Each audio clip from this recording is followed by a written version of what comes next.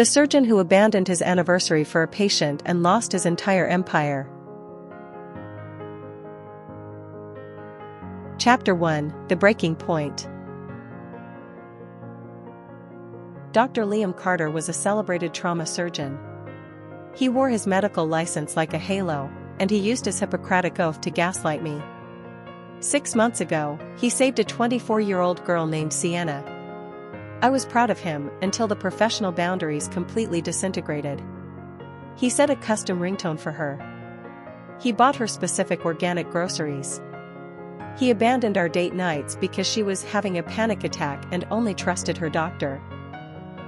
When I told him it was wildly inappropriate, he played the martyr. "I am her lifeline, Elise," he'd scoff. "You are being incredibly selfish for trying to police my empathy." The breaking point happened on the afternoon of our 5th wedding anniversary. I was standing in the foyer in a stunning evening gown, waiting to leave for a Michelin-starred dinner I booked months ago. Right on cue, the custom ringtone chimed. Sienna felt dizzy. "I have to go to her apartment," Liam sighed, putting on his coat with a manufactured look of regret. "Keep the reservation for 8 p.m. I'll meet you there, just the two of us." I didn't scream. I didn't beg him to stay. The absolute clarity of his disrespect washed over me like ice water. The moment the front door closed, I unzipped my evening gown.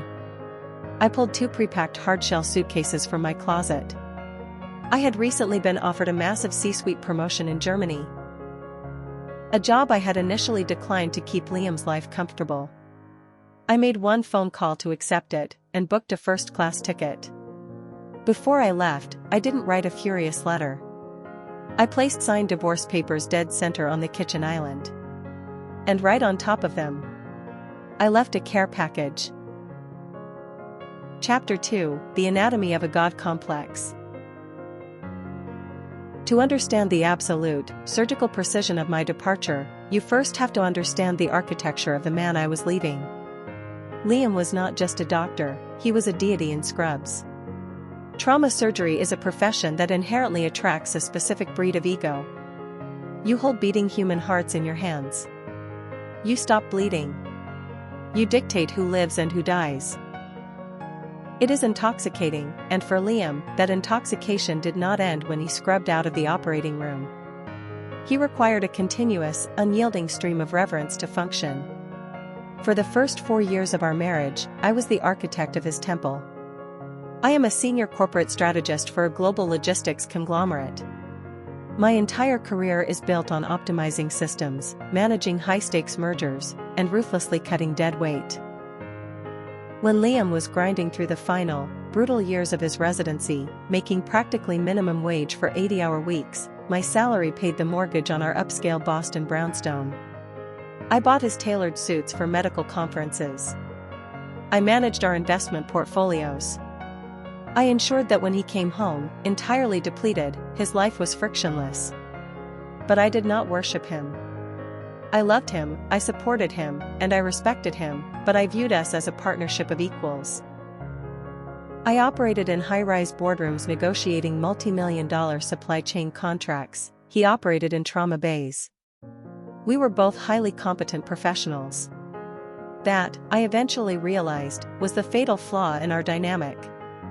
Liam didn't want an equal. He wanted an audience. The fracture began exactly 6 months before our anniversary. A multi-car pileup on the interstate brought a 24-year-old freelance graphic designer named Sienna into Liam's trauma bay. She had sustained severe abdominal injuries and a fractured pelvis. Liam operated on her for 7 hours. He saved her life. Initially, I was the supportive wife. I sent a beautiful floral arrangement to her recovery room. I listened to Liam recount the surgical complexities over dinner. I told him how brilliant he was. But as Sienna transitioned from the ICU to a standard room, and then to outpatient physical therapy, Liam did not transition back to being my husband. The professional boundaries didn't just blur, they were systematically dismantled. It started with small, seemingly benign acts of extra care. Liam would swing by her apartment on his way home to check her surgical incisions. Then, he started doing her grocery shopping. "She can't walk the aisles yet, Elise," he told me one evening as I watched him unpack $70 worth of organic produce and specialized kombucha into a tote bag. "She has no family in the city. It's the least I can do." I let it slide. But then came the text messages. Sienna's texts did not come in during normal business hours. They pinged at 11 p.m. They buzzed at 2 a.m.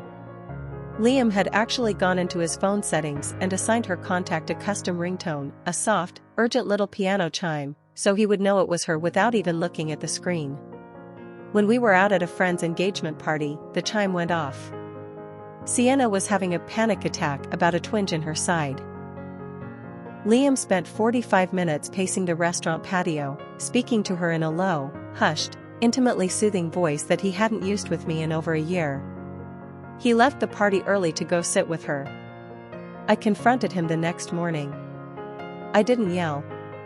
I sat him down with a cup of coffee and approached it the way I approached a failing corporate strategy. "Liam, this is Florence Nightingale syndrome in reverse," I stated calmly, looking him dead in the eye. "You are her doctor, not her therapist, and certainly not her surrogate boyfriend. She is developing a severe, unhealthy dependency on you, and you are encouraging it because it feeds your ego. It needs to stop. You are crossing a massive ethical line." Liam's reaction was a masterclass in narcissistic gaslighting. He didn't apologize. He didn't reflect. He immediately went on the offensive, wrapping himself in the unimpeachable armor of his profession. He stood up, looking down at me with a mixture of pity and disgust. "I took a Hippocratic Oath, Elise. You sit in an air-conditioned office and look at spreadsheets all day. You deal with profit margins. I deal with human lives." That girl almost bled to death on my table. I am her lifeline right now. It is my medical duty to care for her, and you are being incredibly selfish and deeply insecure for trying to police my empathy just because you don't understand what it means to actually save someone. He walked out of the kitchen, leaving me sitting in the quiet aftermath of his arrogance. He thought he had won the argument. He thought he had successfully shamed me into silence. He forgot that a strategist doesn't argue with a failing asset. A strategist simply begins preparing the exit strategy. Chapter 3: The Anniversary Ambush. Over the next 2 months, I quietly laid the groundwork. I had previously been offered a massive promotion, Chief Strategy Officer for our European division, based in Düsseldorf, Germany. It came with a staggering salary increase, an executive compensation package, and a luxury corporate penthouse. I had initially turned it down because Liam was up for an attending role in Boston, and I didn't want to disrupt our life. I called the global CEO back. I told him my circumstances had shifted, and if the position was still open, I would take it. He told me the contract was mine the second I wanted to sign it. I also called my best friend, Sarah.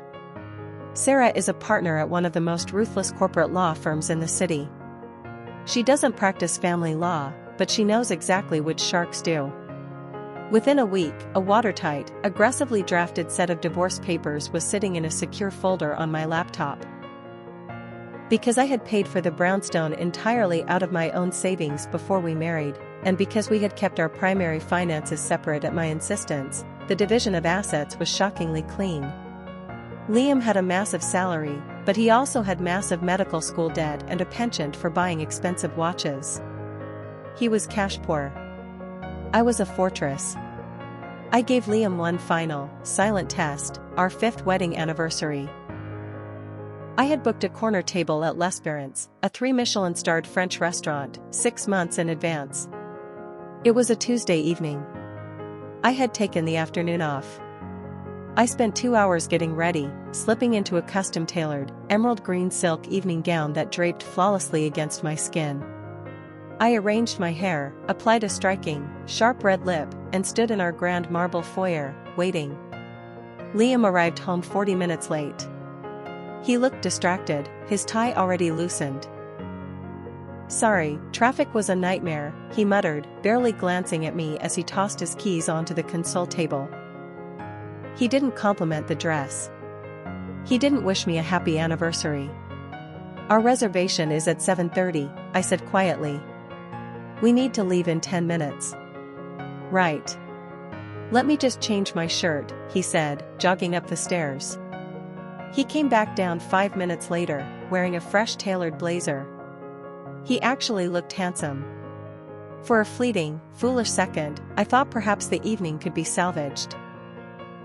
Perhaps we could sit across from each other in the candlelight and I could find the man I had married beneath the layers of his suffocating ego. And then, right on cue, the soft, urgent piano chime echoed through the foyer. Liam froze. He pulled his phone from his breast pocket. He looked at the screen, and I watched the micro-expressions cross his face. Guilt. Hesitation. And then, the inevitable, sickening pull of his own vanity. He answered the phone, turning his back to me. Sienna, hey. What's wrong? His voice instantly dropped into that soft, intimate, protective register. I stood perfectly still, listening as he murmured into the receiver. A migraine? Are you dizzy? Did you take the sumatriptan? Okay. Okay, just lie down. Keep the lights off. I'll be right there. He hung up the phone and turned to face me. He had the audacity to manufacture a look of deep, agonizing regret. Elise, I am so sorry, Liam sighed, running a hand through his hair. Sienna is having a severe hemiplegic migraine. She's completely disoriented and terrified she's having a stroke. I have to go to her apartment and check her vitals. She's practically hyperventilating. Call an ambulance, I said. My voice was perfectly flat. You know she has medical trauma from the accident. She won't let paramedics near her. She only trusts me, Liam pleaded, adopting his martyred tone. He stepped forward, placing his hands on my bare shoulders. I swear to you, I will make this quick. Keep the reservation for 8 p.m. Go to the restaurant, order a glass of champagne, and I will meet you there. Just the two of us. I promise. I looked into his eyes. There was no love there. There was only the desperate, frantic need of an addict realizing their favorite supplier was calling. He wasn't leaving his wife to be a doctor, he was leaving his wife to be worshipped. I didn't scream. I didn't cry.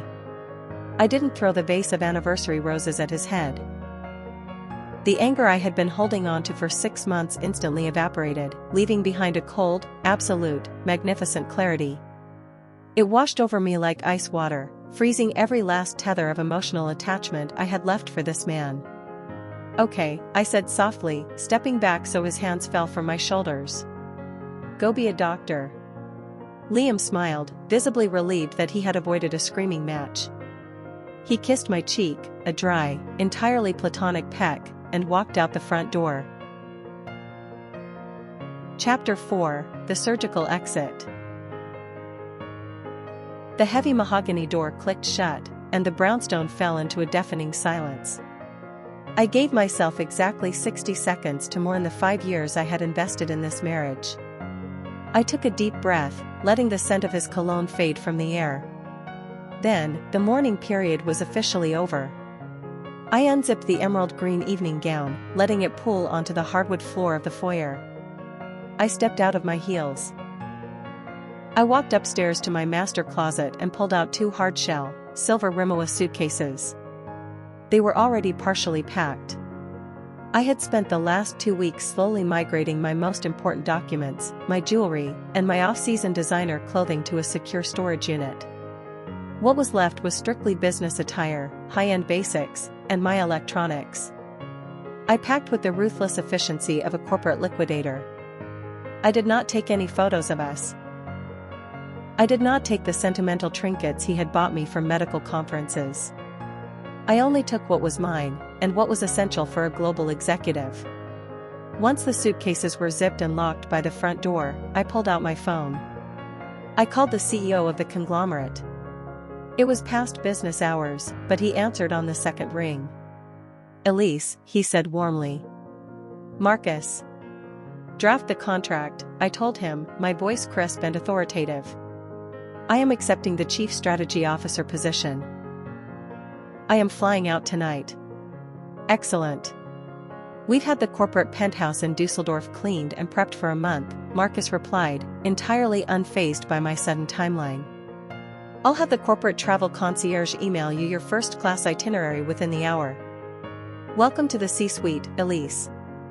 I hung up. Then, I called Sarah. It's done, I said. File the papers with the court tomorrow morning. I want him served by the end of the week. I am so incredibly proud of you, Sarah said, her voice fierce and protective. I'm having drinks at L'Espérance tonight with a client. I'll toast to your freedom. Have a safe flight to Germany, you absolute boss. I hung up the phone. I had one final task to complete. I walked into my expansive, pristine kitchen. I opened my briefcase and pulled out the thick stack of divorce papers, printed on heavy, watermarked legal stock. My signatures were already executed in sharp, black ink. I placed them dead center on the massive marble island, directly under the warm glow of the pendant lights. Then, I went to the pantry. If Liam wanted to play the role of the devoted caregiver, I was going to ensure he had the proper supplies. I pulled a beautiful, woven wicker gift basket from the top shelf. Inside, I meticulously arranged the following items. 1 unopened box of premium sumatriptan migraine medication. 1 expensive, stainless steel facial ice roller. 3 boxes of organic peppermint and chamomile tea. A silk sleep mask. A bottle of electrolyte water. I placed the beautifully curated care package directly on top of the divorce papers. It was a surgical, biting mock of his so-called priorities. It was the ultimate, irrefutable proof that I was not a jealous, hysterical wife. I was a woman who saw exactly what he was doing, diagnosed the disease, and was cleanly amputating the infected limb. I pulled a small pad of yellow sticky notes from a drawer. I picked up a pen and wrote 3 words, for the patient. I stuck the note to the handle of the basket. I walked out of the kitchen, put on a sharp, camel-colored cashmere trench coat, grabbed my Rimowa suitcases, and walked out of the brownstone. My black town car was idling at the curb. JFK Airport, International Terminal, please, I told the driver. As the car pulled away from the curb, I looked at the house one last time. I didn't shed a single tear. I felt lighter than I had in years. Chapter 5, The Michelin-Starred Betrayal. 7 hours later, I was sitting in the plush, reclining seat of a first-class transatlantic flight, sipping a glass of vintage Dom Perignon somewhere over the Atlantic Ocean. I purchased the premium in-flight Wi-Fi and connected my phone. A barrage of notifications instantly flooded my screen. Most of them were frantic missed calls from Liam. But it was a string of text messages from Sarah that caught my attention. I opened our chat. There was a high-resolution photograph attached. The picture was taken covertly from across a dimly lit, incredibly romantic dining room. I instantly recognized the velvet banquettes and the crystal chandeliers. It was L'Espérance. Sitting at the intimate, candlelit corner table, the exact table I had reserved 6 months ago for my 5th wedding anniversary, was Liam. He was wearing his tailored blazer. He was smiling, leaning across the table, pouring a glass of expensive red wine. Sitting across from him, wearing a tight, plunging black cocktail dress, her hair perfectly curled, was Sienna. She did not look like a woman suffering from a hemiplegic migraine. She looked like a woman who had just successfully stolen another woman's life. Sarah, Elise. I cannot even believe my own eyes. He actually brought her to your anniversary dinner. Sarah. I watched them arrive. He made her sit in the back of his Uber like a chauffeur, probably trying to convince himself in his sick, twisted brain that it isn't technically a date. But he's still here. He's telling the sommelier she's his ward and that she needs a low-tannin wine for her health. I am going to walk over there and dump my martini on his head. I stared at the photo. Liam hadn't just prioritized his patient over his wife. He had actively, intentionally replaced me with her. He had taken the reservation I made, at the restaurant I chose, to celebrate the marriage he was destroying, and he had given it to a 24-year-old girl who worshipped him. He fully expected me to be sitting at home, waiting up for him, ready to forgive his dedication to his medical oath. Elise, do not engage. Drink your martini. He's about to go home to an empty house and a stack of legal documents. Let him enjoy his final meal. I closed the chat and opened the 24 unread text messages from Liam. The timestamps painted a hilarious, pathetic picture of a narcissist's collapsing reality. 11:15 p.m. Elise, where are you? I'm at the house. Why are your closets empty? 11:20 p.m. Is this some kind of sick joke? Divorce papers? Really? Over a medical emergency? You are completely overreacting. 11:35 p.m. Answer your phone. You can't do this. I am a doctor. I had a patient in crisis. You are being entirely unreasonable and vindictive. 12:10 a.m. Elise, please. I'm sorry. I shouldn't have gone to her. I took her to the restaurant to make up for ruining the night. Please come home. We need to talk about this. You can't just leave me. 1:30 a.m. I can't pay the mortgage on this house alone, Elise. Please call me back. I looked out the window of the airplane. The sun was just beginning to rise over the European continent, painting the clouds in brilliant strokes of gold and violet. I didn't type out a long, emotional explanation. I didn't demand an apology for the restaurant. A strategist knows that engaging with a narcissist only gives them the fuel they crave. Closure is a myth invented by people who are afraid to walk away in silence. I simply hit block caller. I deleted his contact entirely. I took a sip of my champagne, reclined my seat to a fully flat bed, and went to sleep. Chapter 6: The Final Prognosis. 6 months later, the pristine, untouchable facade of Dr. Liam Carter had entirely collapsed, burning to the ground in a spectacular, self-inflicted inferno. Without my meticulous management of his schedule, his finances, and his public relations, Liam's life descended into rapid, inescapable chaos. He was forced to move out of the Boston brownstone, which my lawyers aggressively forced him to vacate, selling it at a massive profit that went entirely to my accounts. He relocated to a sterile, overpriced luxury apartment he could barely afford. But his true downfall wasn't a lack of domestic or financial support, it was the suffocating, terrifying reality of his own God complex. Sienna, no longer a tragic victim to be saved in short, ego-boosting bursts, became a relentless, full-time anchor. With me out of the picture, there was no longer a jealous wife for them to rebel against. The thrill of the illicit emotional affair vanished, replaced by the exhausting reality of Sienna's weaponized dependency. Her emergencies escalated. She demanded he leave his hospital shifts to soothe her anxiety. She expected him to fund her lifestyle. When he finally tried to set a boundary, exhausted, drained, and realizing the monstrous, parasitic dependency he had nurtured, Sienna didn't quietly accept it. She lashed out with the viciousness of a woman scorned. She weaponized the very intimacy he had used to justify his emotional affair. The fatal blow landed on a Tuesday morning. Sienna, furious that Liam wouldn't skip a mandatory departmental meeting to accompany her to a routine physical therapy session, walked straight into the chief of surgery's office at the hospital. She filed a formal, devastating complaint. She detailed the inappropriate, blurred lines of their doctor-patient relationship.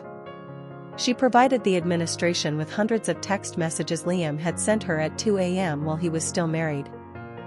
She accused him of exploiting his medical authority to foster an emotional dependency. Liam was immediately escorted out of the hospital by security. He was placed on unpaid administrative leave pending a severe ethical review by the state medical board. His reputation, the single most important currency in his narcissistic ecosystem, was publicly and permanently destroyed. He sat in his empty, unkempt apartment, staring at a formal letter of suspension from the medical board. His phone was silent. His bank accounts were dwindling. With trembling hands, he opened his laptop and pulled up LinkedIn. He typed my name into the search bar. There I was. Elise Carter, listed as the Chief Strategy Officer of a massive European logistics conglomerate. My profile picture showed me standing in a sleek, glass-walled boardroom against the modern, gleaming skyline of Dusseldorf. I was wearing a sharp, tailored white blazer. I looked powerful. I looked completely untethered. I looked like a woman who owned the world. Liam finally realized the devastating, inescapable truth. He wasn't the brilliant savior of the narrative. He wasn't a deity in scrubs. He was just a liability. A flawed, decaying asset that a smarter, stronger woman had diagnosed, isolated, and surgically removed without shedding a single tear. The operation was a complete success. And I had never felt better. The end.